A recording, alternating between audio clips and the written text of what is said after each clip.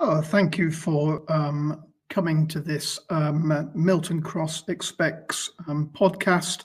This is the first of our very short podcasts, hopefully, that just aim to demystify some of our expectations by explaining what they are, but also importantly, really importantly, explaining why they are as they are. Hopefully, this will help when we talk about appearance, equipment, and phones. So I'm hoping to get this done just over 10 minutes.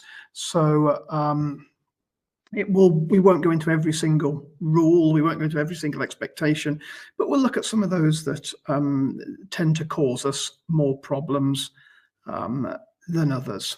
Okay, so why is it important then, uniform and appearance? Because children will often say, we'll hear it quite regularly, what difference does it make? Okay, or it doesn't affect my learning if I wear this bracelet, or if I've got this earring in, or I've got these trainers on. It doesn't affect how I learn in history and geography, in maths or English. And to a point, they're right, aren't they? It doesn't affect their learning in the immediacy. However, I would argue that actually indirectly it does affect their learning. So let's just have a quick look at why we believe that at Miltoncross. Okay. Well, first of all, let's go for a couple of points, a couple of really important points. There are very few people that would disagree that we should have school uniform. Okay. Most of us agree that there should be a school uniform. Because we know that it helps create a sense of equality amongst our pupils. We avoid the haves and the have-nots. It creates a professional, studious environment where the focus is on learning, and then pupils don't become distracted by how they look or by how other people look, or what possessions one child has got and another child hasn't got. And finally, and this has probably never been so important as now, but we also believe that wearing uniform helps reduce the anxiety that some students have around their own appearance and their own, which affects their own self-esteem. If we all look very similar, we've all got the same uniform on, then there is no reason to be seen as different, and therefore our own self-esteem isn't impacted quite so much. So look, school uniform, if we're going to do it, we're going to do it right, and we must stick to the rules. And it's just really important, isn't it? I think we'll all agree that that children should come to school free from the burdens of fashion and free from the burdens of having to look in a particular way.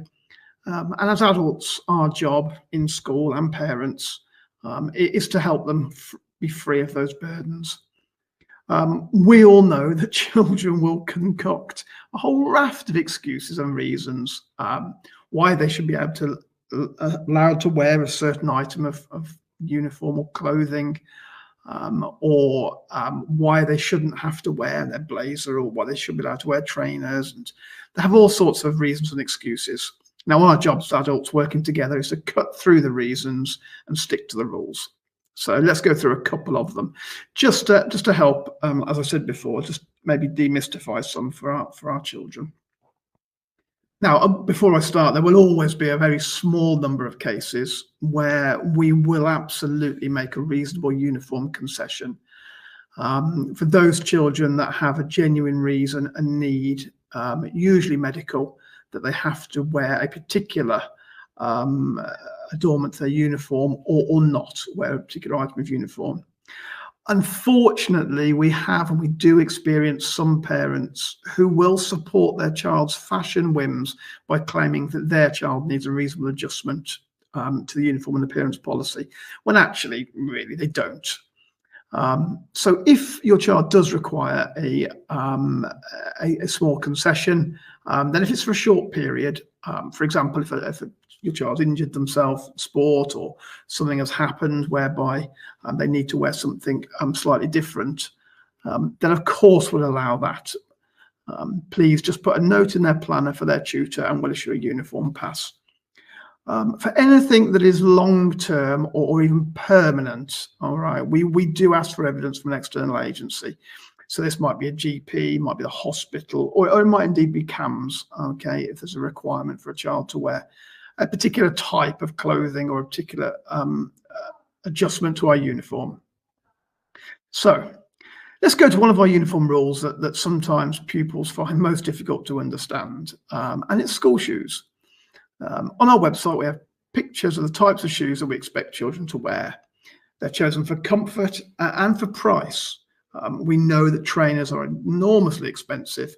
School shoes shouldn't cost nearly as much. But be careful, because some shops will label trainers as school shoes. They'll put trainers in the back to school aisle, and parents can be a little bit confused because they think the shop says they're school shoes, but actually they're not. So please go back to the website and check. And of course, if you're in any doubt, you can always just email a picture of them to your child's head of year, and we'll give you some advice. But please do that before you purchase them. But why do we insist on shoes and not trainers then? Because trainers tend to be more comfortable, I imagine. But trainers are a huge fashion item that if we were to allow, it would simply contradict our principle that uniform helps create a culture of equality. We know that children love wearing expensive trainers if they can, and therefore would wear them to school. Additionally, we're trying to instill a professional culture and getting our pupils to wear footwear that is different in the park with their friends, when they're playing football, or when they're hanging around outside the school or downtown. Wearing different ones to being in school helps us create that professional environment that we aspire to operate in. Another source of conflict that we experience regularly in schools are false eyelashes, nail varnish, and acrylic nails. Makeup should be subtle, and there should be no false eyelashes, nail varnish, or acrylic nails. But if as a parent you believe that your child wearing false eyelashes helps your child's self-esteem, helps your child's anxiety, then you may wish to work with them on that.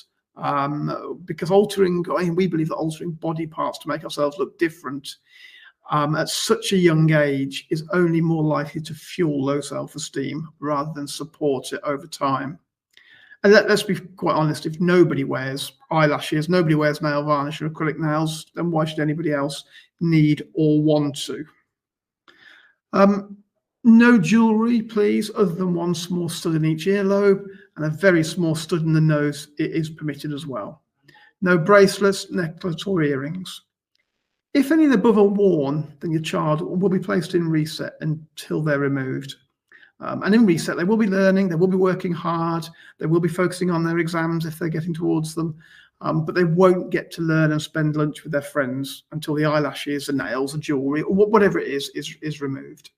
So please support your children by just checking before they leave for school in the morning. On the website, we've been very clear about trousers and skirts, so please do follow the guidance, and if in doubt, just simply ask again, like the trainers, before purchasing. Be really wary of leggings. Hoodies aren't permitted in school. In the cold weather, we encourage people to wear a black V-neck jumper under their blazer, and of course they can wear a vest underneath their shirt, and of course they can wear a coat as well.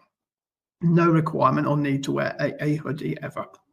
Finally, yes, if the weather does get hot, we do relax uniform as required for comfort. Students are informed of the relaxations at roll call in the morning or by the tannoy system later on. They don't have to guess or make it up themselves. Now, if something goes wrong with uniform, as things invariably do, for example, school shoes break, just simply pop a note in your child's planner and explain that when it can be rectified by, and we'll just issue a temporary uniform pass. It really isn't a problem. Okay. And this takes me over to another area of distractions, really. And I think most of us will accept and understand that phones are a huge distraction to our children and to our children's learning. Most parents that I speak to wish their children didn't have phones at all and wish they were never invented in some ways. We do know pupils that are over-reliant on their phones, even when their phone's turned off and away, will be wondering what's happening on them, and then will be tempted to look at them, which then takes them away from their learning or thinking about their learning. So look, if you have decided to allow your child to have a mobile phone and to bring it to school, then that's absolutely fine with us, as long as it's turned off before they walk through the blue gates in the morning and it is placed in the bottom of their bag.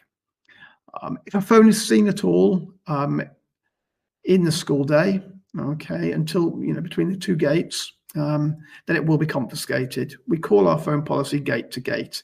They can take them out as soon as they leave the gate in the afternoon, and they put them in before they come in the morning. Any pupils who habitually take out their phone, okay, will have it confiscated until parents come and collect. And they'll have to hand it into reception each day before tutor time as well.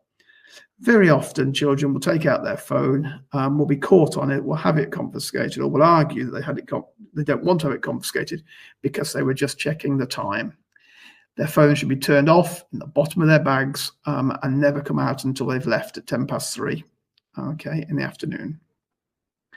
Finally, please, parents, ensure that your child has a school bag large enough to bring books home in. And it's a bag that they can carry a pencil case with pens, pencils, and a ruler. They can also carry their PE kit, their planner, and a water bottle, and lunch if they eat packed lunches. A small handbag is not a school bag. We would advise a backpack large enough to carry the things I've just said. We'll always issue a new planner, free to all students in September.